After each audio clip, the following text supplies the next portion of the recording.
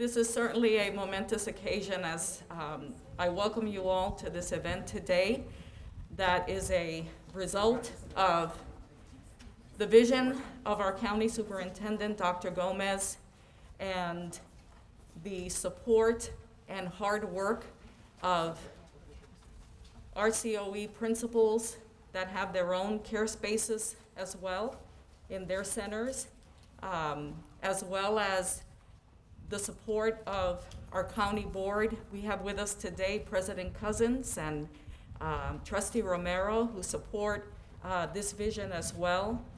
And as I reflect on this beautiful place today, it really is beautiful, my first time here, and I walk in there, I can't help but think of how COVID has truly changed everything. We talked about social emotional learning before, but we realize more than any other time how important it is to care for the emotional well-being of our students as well as staff. And for all of you that are here today that are involved in this initiative, that have made this vision a possibility here at David Long as well as at the other centers, thank you.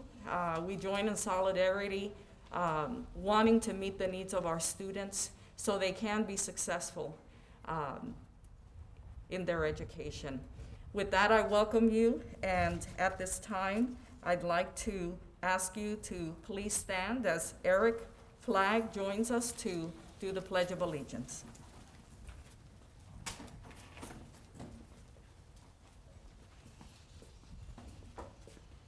Good morning, everyone. Good morning. Right hand over your heart. Ready? Begin. I pledge allegiance to the flag of the United States of America and to the republic for which it stands, one nation, under God, indivisible, with liberty and justice for all.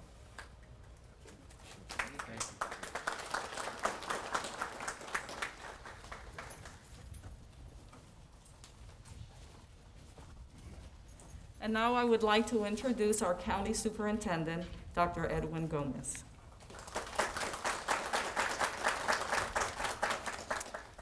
Thank you, Dr. Perez, and welcome to everyone. Thank you so much for being here on this very, very monumental day where we are dedicating a very special place, not just to our community, but most importantly to our students that really, really deserve everything that we have to offer them.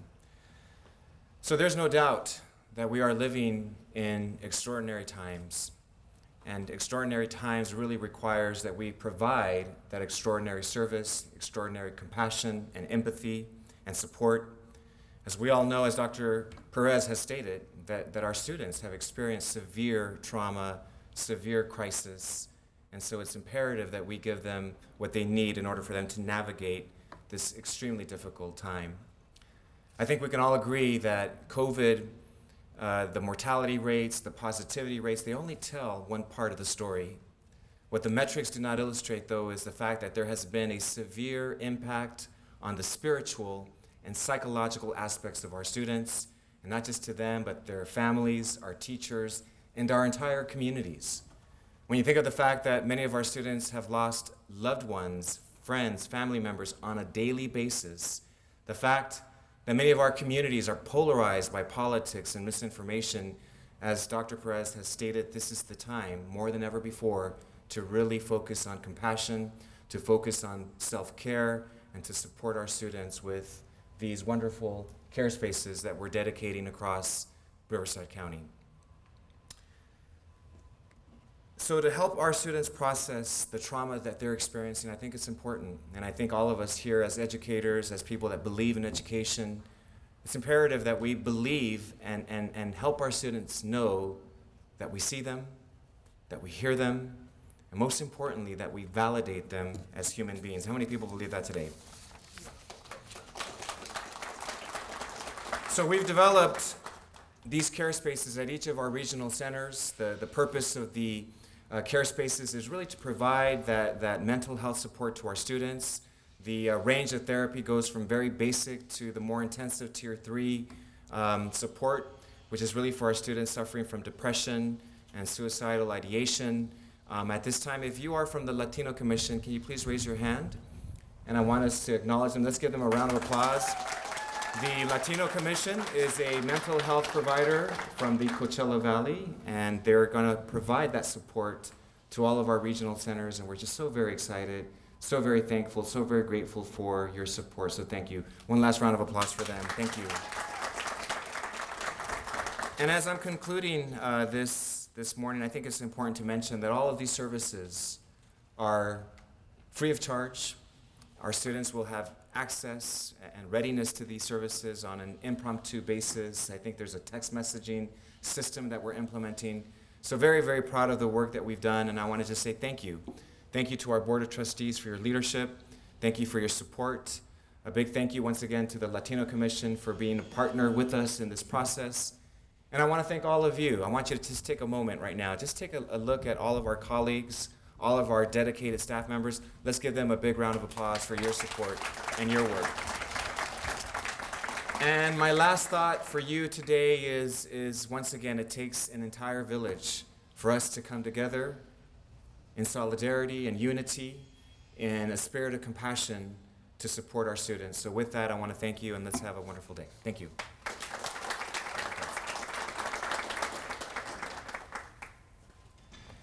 At this time, as I mentioned earlier, we're blessed with the support of our county board with this vision and the vision of the entire mental health initiative, which expands beyond CareSpace, and we're grateful for that. And today we have with us President Cousins.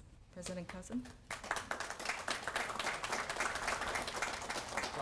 Dr. Newman first. Oh, I'm so sorry. I don't want to preempt Dr. Newman. Dr. Newman, come forward.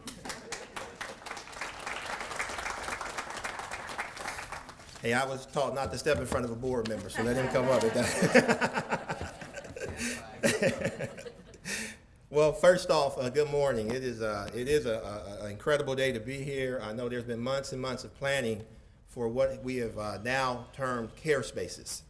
And I really love that term. It's a very endearing term to the work that we're doing. I want to thank our superintendent for his vision for the mental health initiative to see and have the foresight to see many, many months back, coming out of the pandemic, that this need was going to rise up like we've never seen it before. And so because of that, we're positioned really to provide the support and services to our children.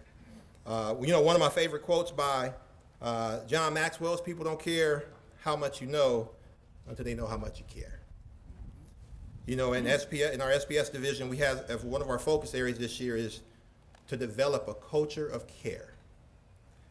And I read a quote last night preparing for this. It says, "Responsibility is the choice we make to respond with care." That is a choice, and when we make a choice to take responsibility of something, we respond with care. And that's what CareSpace represents. It was a goal of CareSpace to ensure that we would have everything in one location to provide these supports, to ensure that it was user-friendly and that it also would flow together. At this time, I want to thank all the members of our mental health initiative that are here today. Please raise your hand. They're all our members. Please raise your hand. We give them a round of applause because their vision has brought us today to where we are at this time, at this moment. Truly understanding the acronym CARE that they've developed for us and how it incorporates into our brand. The C stands for community. CareSpace is designed to support the mental health needs of Riverside County students, families, schools, and our community. Access. CareSpace seeks to eliminate barriers by providing access to services through our CareSpace via telehealth at your school site, in your home, or in your community. And relationships. Riverside County Office of Education has partnered with Riverside Latino Commission to provide professional mental health services and resources, and also emotional wellness. CareSpace encourages emotional wellness and self-care to reduce stress and increase resiliency.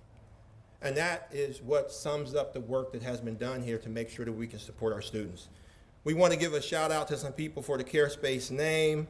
This was a collaborative effort between Craig Petnack and his team. Where's Craig at? I want to give Craig a round of applause. Thank you so much. We got where's Kathy King at? Kathy King, want to give her a round of applause. Also, we have Teresa Stevens. Is Teresa here today? Was she able to make it? And then Leticia Esau. Where's Leticia at? Give her a round of applause. And who we don't want to, and last but far from least, we want to make sure we identify Dr. Lexi Backstrom. It was really her vision and a lot of the work that she did. She's kind of our point person, and so she'll be available. Any questions that you have when we do the tours, please see Lexi. You know, some of the highlights of our care spaces is a collaborative partnership, as I shared earlier. We will offer individual counseling, group counseling, family counseling, case management, parent workshops, classroom presentations, staff training, resources, and referrals, all under one roof. There's a dozen of people, as I shared earlier, involved in creating this event, but this truly could not have happened with some people behind the scenes. Where's Dr. Fisher at? He's always had the vision for all of our alternative ed schools and supporting the mental health of our students. We want to give a shout out to Matt. Where's Matt at? He always gets us set up for these events. Thank you for that, Matt. Behind the scenes, I know we have Melissa Reynoso and Selenia Esquivel. Where are they at? We want to give them a shout out as well for planning the event. Last but not least, I think, as we talked about making sure this incorporated, the access piece was so important. I think we've done a great job of creating, there's a website that will go live, that will actually go live. It will be going, it's live today, but we will start advertising it tomorrow. It's pretty incredible. rcoe.us/care space, where any kid or any parent can go to that website to figure out the resources. Thank you, Lexi. And so it's on here? It's okay, it's right here for you, okay? That's why she's running wingwoman for us, I'm sorry, to make sure that we have everything we need. And so it's actually connected here, so you have that. But it's pretty incredible because when you go to the website, we also have this Care Space phone number, and that's 951-276-CARE. So once again, access from a website or from a phone call, we can ensure that our students can get that access, right? So all the referrals are there, both English and Spanish. And then also there's a flyer that will be printed out and shared with schools, students, and families around our area to ensure that they have access. So we've kind of covered all aspects of making sure that we remove barriers to mental health services. And so we're super excited about this. And so with this, once again, I'll hand it back over to Dr. Perez, okay? Thank you. Yeah. Thank you, Dr. Newman, for your understanding, and we'll have you again at the very end. But again, please help me welcome President and Trustee Kim Cousins. So good morning, everybody. Again, name's Kim Joseph Cousins, and for those of you who are looking to where is she, that's the reason I have Joseph in my name, is it cuts down. It has about a 90% efficacy rate of cutting down on the chick mail. With people looking for me. So this is the version of me that you will see on the Chamber of Commerce website. I'm the president and CEO of the Lake Elsinore Valley Chamber of Commerce. This is the version, the airbrush version you'll see. This is the present version, which is a little much more older and distinguished. More like Santa. So let's roll back the clock to March of 2020, where education in the world was flipped on its head. And, you know, I remember that very clearly because I had my 7th grandchild was born. My grandson was born premature about 5 days before we went on lockdown. And that lockdown created a note that was on the Chamber of Commerce door that stayed there for a total of 16 months that said these offices are closed until further notice. And little did we know as we embarked on this journey of the trauma that would be put upon society. And in my own personal world, the trauma was not being able to see that grandchild for about 4 months, just not understanding him being premature and the impact of this disease and trying to stay as far away from that grandson so that he would be safe and sound. And think about that for every individual family unit and what impact that had on our children in the school system. Kids are coming back to school, in some cases in a blended model, some cases they're actually on campus, and they're traumatized. They're traumatized by what happened in their personal relationships with their family and grandparents. They've lost some significant people in their world. They're traumatized by what's going on in the campus. They're not familiar with socializing anymore, and they're having a difficult time plugging in. And what a beautiful space that this is filling, right? Care. We really need to care about each other and think about each other and promote that act of compassion that we need desperately on school sites. It was alarming. I received an email from Trustee Hill yesterday referencing to TikTok. Now, I do not have a TikTok account, nor do I care to have one, and I'm certain my grandchildren do not, because I told them not to have one. But there is literally a thematic every month of devastation, either to the physical plant at a school site or assaulting somebody on campus. That's their theme. Whack a staff member this month. That's their theme, and post it on TikTok. I mean, what in the heck is going on in society? So this space throughout the county is desperately needed, along with child care services. As a person that works in workforce development, people are having a hard time coming back to work because they just don't have those care facilities. The fact that this is available to anybody, it's available to families, that space has a beautiful living room with sofas and chairs and beanbags for you to break down the barriers and have a real conversation with children and family and make them well is amazing. So I compliment Dr. Edwin Gomez on his initiative for mental health. It's so needed, and we'll see more of that coming forth. And I congratulate all our care providers.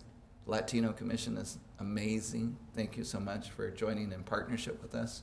This is a beautiful facility, and congratulations all. This is going to make a huge difference in our communities. Thank you.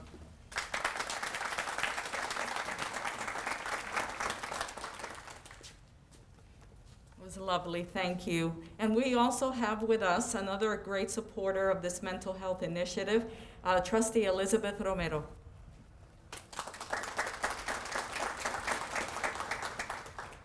Thank you. Good morning, and thank you for rolling the R appropriately on my name. Good morning. My name's Elizabeth Romero, and I have the great pleasure of serving as one of the longer-serving board members on RCOE.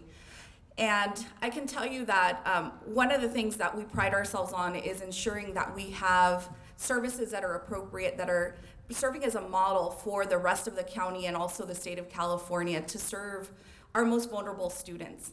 And I can't think of a more appropriate and beneficial partnership than the one that we're entering into with the Riverside County Latino Commission.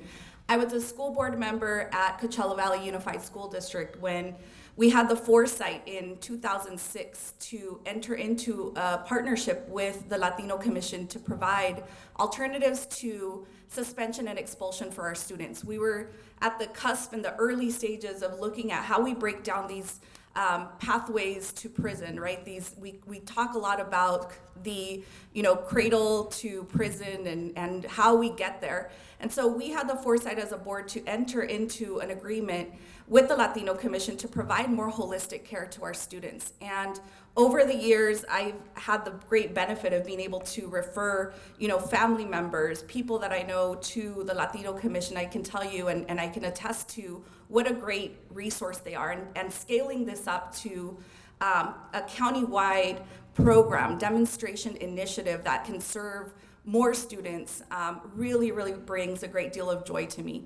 I want to just express, our gratitude not only to Dr. Gomez and his leadership team for taking on this very important topic, but to all of you that are here with us today, regardless of whether you're the frontline staff member, the first person on the administrative side that students interact with, if you're our custodian, if you're one of our educators, if you serve our students a meal, all of you have such a role to play in the emotional well-being of a child. And I think that's a great honor, but it's also a great responsibility, and it can be also taxing on us. So while we're talking about this being solely about our students and our families, I want to take a moment for all of us to also think about how we show up and how we seek services ourselves, because as educators, we're also tasked on a daily with hearing students' stories,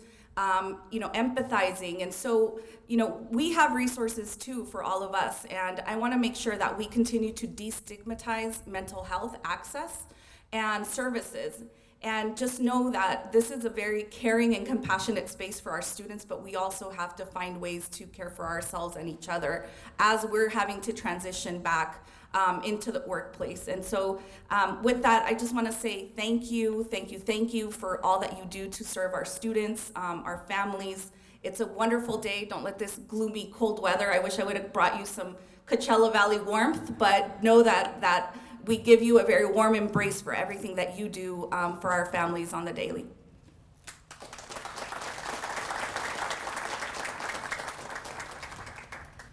Thank you, Trustee Romero. And now in conclusion to this wonderful event, we are going to have a ribbon cutting. We're going to move on over there. I'm going to grab this huge scissor and have the opportunity of cutting the ribbon. And then after that, Dr. Newman will be hosting tours, and he and Lexi will be answering questions. Thank you all again for being here. Thank you for your support. If you're here, you played a vital role in making this happen, and for that we are grateful. We will never know the impact that we will have on children's lives. It's one of those things that we may never see. We most likely will not see. But we know that this type of support will go a long way in positively impacting the lives of many, many students. So thank you all very much. Let's move over to the ribbon.